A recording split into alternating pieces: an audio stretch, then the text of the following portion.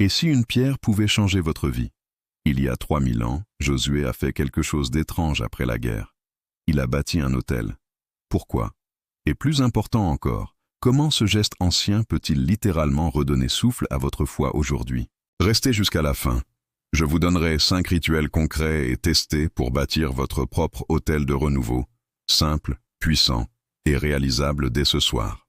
Prêt? On y va.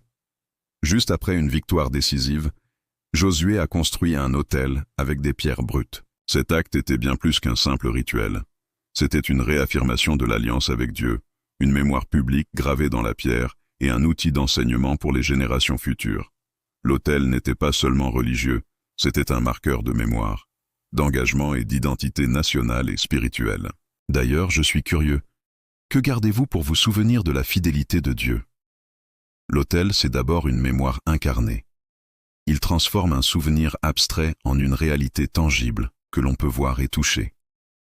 Et cet acte n'est pas seulement pour soi. L'autel parle à toute la communauté.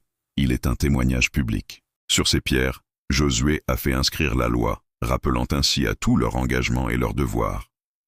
D'un point de vue spirituel, Josué, dont le nom Yehoshua est le même que Jésus, préfigure le Christ.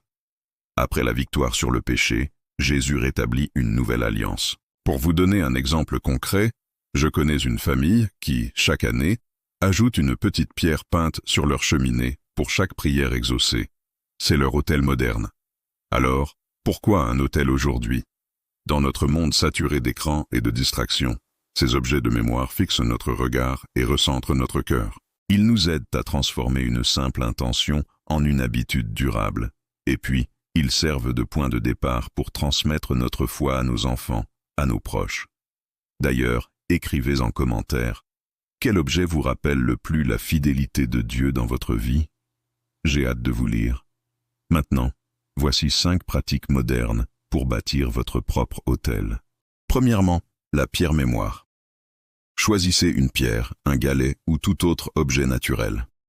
Lavez-la, puis inscrivez dessus une date ou un verset court qui symbolise une réponse à une prière ou une décision importante. Placez cet objet à un endroit bien visible, comme sur votre bureau ou une étagère. L'effet est puissant.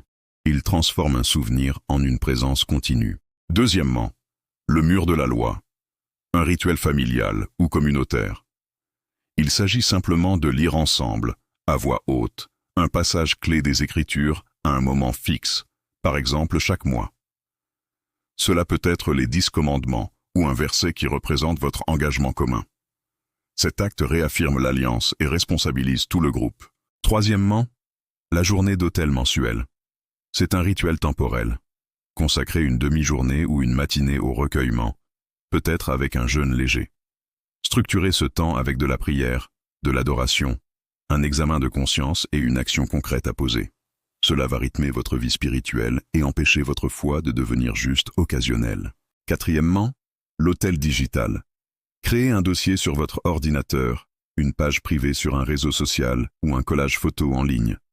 Sauvegardez-y des témoignages, des versets qui vous ont parlé, des photos qui rappellent des réponses à vos prières.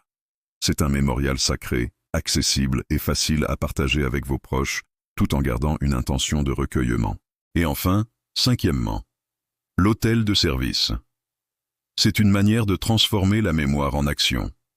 Liez un acte de service annuel comme une distribution de nourriture ou la visite à des personnes isolées, à une date ou un souvenir important pour vous.